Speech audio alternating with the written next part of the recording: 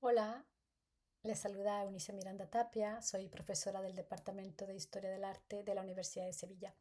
Antes que nada, quiero agradecer al comité organizador de este congreso por haber aceptado mi propuesta y, por supuesto, a todas las personas que amablemente son las receptoras de esta comunicación. Mi propuesta titulada Futuros visuales, plataformas emergentes y alfabetización digital en el arte contemporáneo surge de las siguientes ideas. Desde las prácticas museísticas a los modos de transacción y consumo de imágenes digitales, asistimos a una transformación vertiginosa. En ámbitos alejados del foco geográfico del mercado tecnológico, desde Sao Paulo hasta Florencia, localizamos exposiciones internacionales de NFTs que movilizan otros modos de difusión, exhibición, venta y por lo tanto de expansión de la fotografía y la imagen digital. Esto nos lleva a presenciar acciones vinculadas a la innovación en el ámbito de las exposiciones en espacios museísticos a partir de nuevas prácticas curatoriales y también a un intento por implementar estas prácticas como vehículos de transformación social. También las exhibiciones con objetivo de venta de la imagen digital evolucionan a partir de las plataformas virtuales que funcionan como galerías y espacios de venta. En esas comunidades digitales es común encontrar un afán de democratización del arte en el que se proporcionan las herramientas a creadores noveles para intentar incursionar en el históricamente elitista mercado del arte. En esos escenarios de venta localizamos también a la fotografía, que se muestra en su materialidad tradicional y cuyo aspecto digital se limita al proceso de venta o a la neomaterialidad que define el corpus mayoritario en dichas plataformas. En esta comunicación se presenta una reflexión sobre la transformación de las políticas de exhibición y transacción de la imagen digital y su impacto en los actuales modos de concepción, difusión y por lo tanto comprensión de la imagen, así como de las posibles o utópicas construcciones de una sociedad en la que el uso de las tecnologías actuales y el concepto de neomaterialidad introducido por Christian Paul se aglutinan en un complejo crisol de definiciones y objetivos ilusorios. Beryl Graham y Sarah Cook, con su libro Rethinking Curating, nos introducían ya en el año 2010 al complejo nuevo escenario en el que museos se sitúan cuando se trata de exhibición de los llamados New Media, ahora ya bastante asumido. Entonces nos conducían a la difícil clasificación de estas obras, en las que en ocasiones lo que se exhibe y valora puede ser el proceso más que el propio objeto, además de contemplar en esta nueva materialidad otras alternativas de acercamiento, creación, distribución y consumo de la obra digital, llamemos interactividad, redes o virtualidad. En este breve espacio se establecerá una conexión en tres bandas. Por una parte, el ejercicio curatorial en el ámbito del arte digital, por otra parte, el mercado actual del arte digital y los museos, y por último, la posibilidad o utopía de vincular el NFT con los cambios sociales. Como tenemos muy poco tiempo, simplificaré este asunto en dos exposiciones realizadas en los últimos 6 años. Bien, el Whitney Museum of American Art en Nueva York es un museo pionero en la exhibición del arte digital desde los años 60. Durante el segundo semestre de 2018 programó una gran exposición revisionaria titulada Programmed Rules, Codes and Choreographics in Art 1965-2018. En esta exposición comisariada por Christian Paul y Carol Mancusi-Ungaro, se vinculaban obras que tenían como denominador el arte basado en instrucciones, es decir, obras generadas a partir de la programación como medio de creación.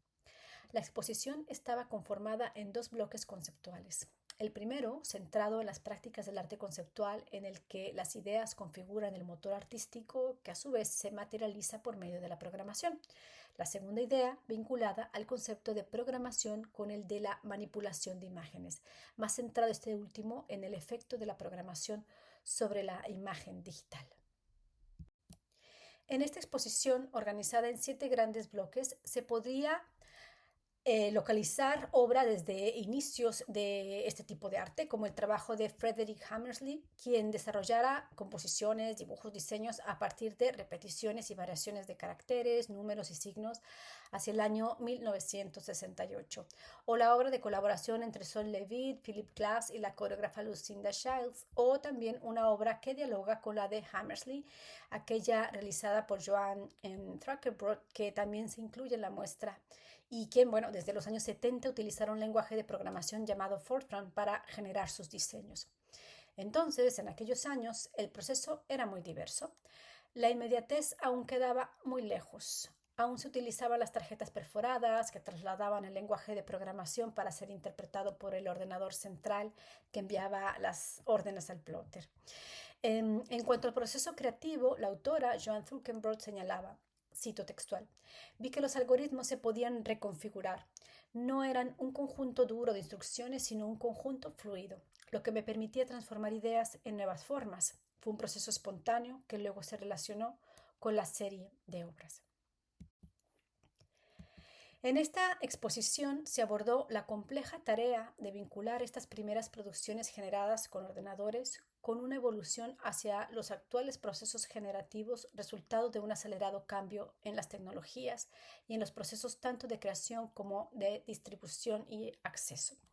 En este segundo momento, que evidencia la distancia entre estas primeras prácticas de programación, se ubica la obra del artista estadounidense Tamiko Thiel.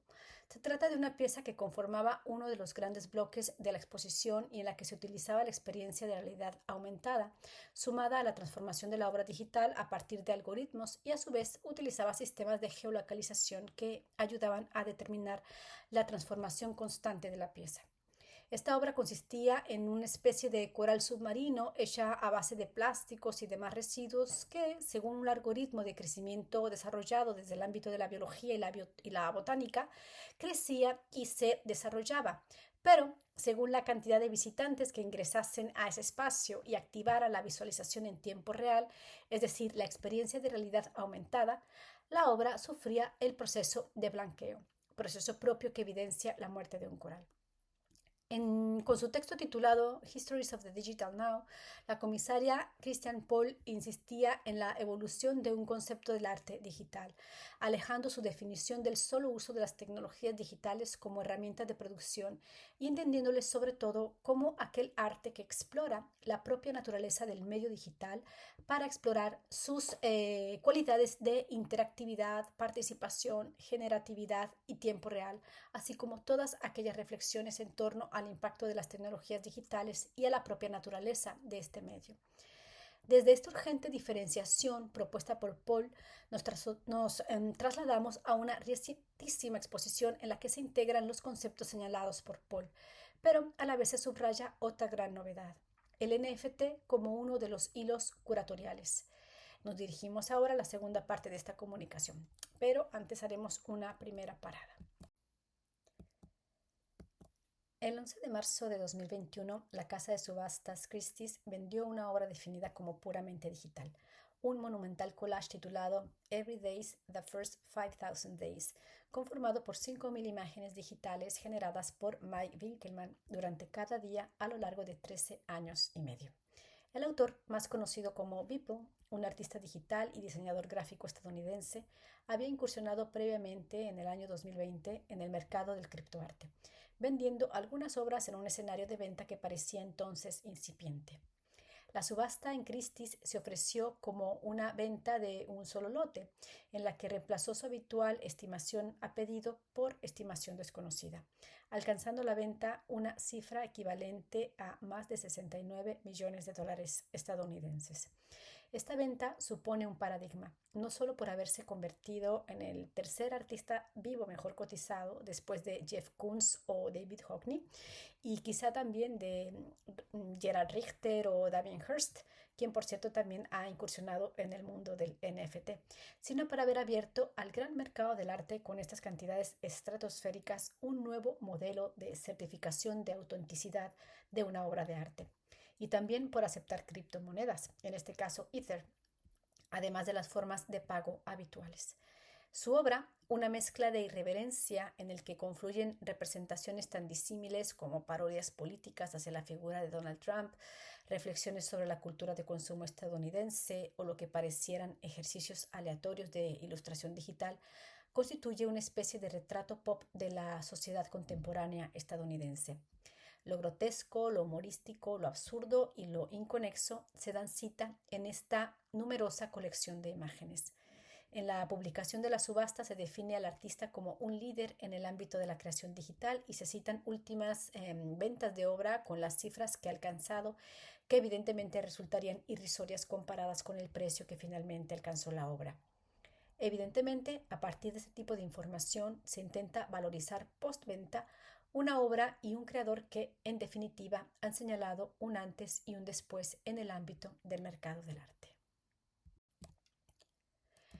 Este efecto postventa se reflejaría, por ejemplo, con la venta de otra obra, en este caso física, definido como video cinético, titulada Human One, vendida 7 meses después, en noviembre de 2021, por la misma casa. Partiendo de 12 millones de dólares, la obra se vendió por 25 millones de dólares americanos.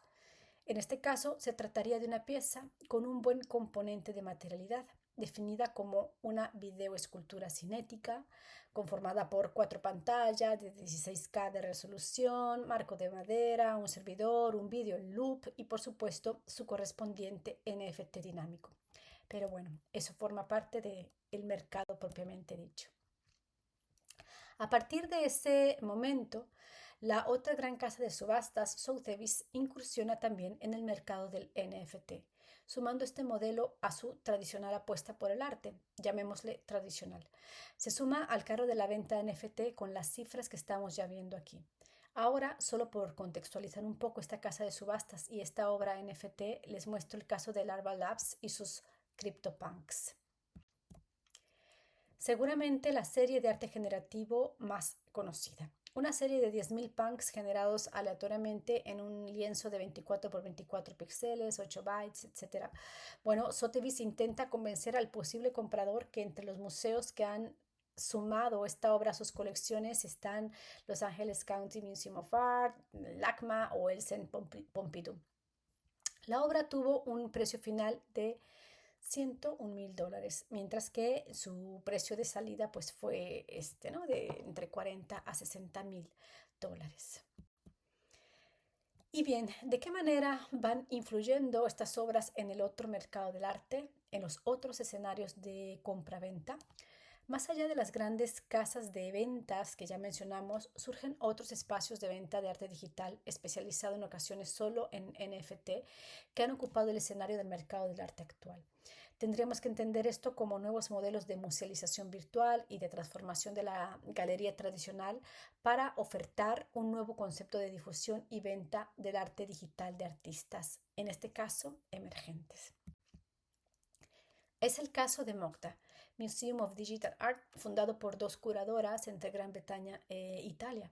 Bien, ¿qué ofrecen? Pues una galería, pero también un espacio dedicado a una necesaria reflexión sobre el arte digital, espacios para otras prácticas curatoriales y, obviamente, llevar el espacio galerístico a otras dimensiones, practicando el coleccionismo del arte digital en un modo paralelo a las tradicionales prácticas coleccionistas, profundamente arraigadas en el mundo del mercado del arte.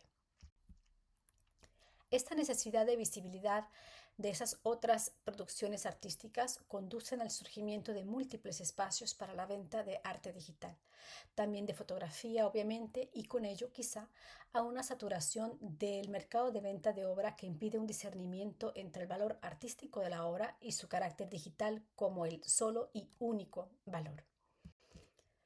Hablemos de plataforma como Singular, que funciona como un espacio altamente democrático, tanto para la venta como para la adquisición de obra, con precios, digamos, mucho más asequibles que los de las grandes casas de subasta y también en ocasiones con obras que discurren entre la copia o reapropiación de los grandes sucesos de venta.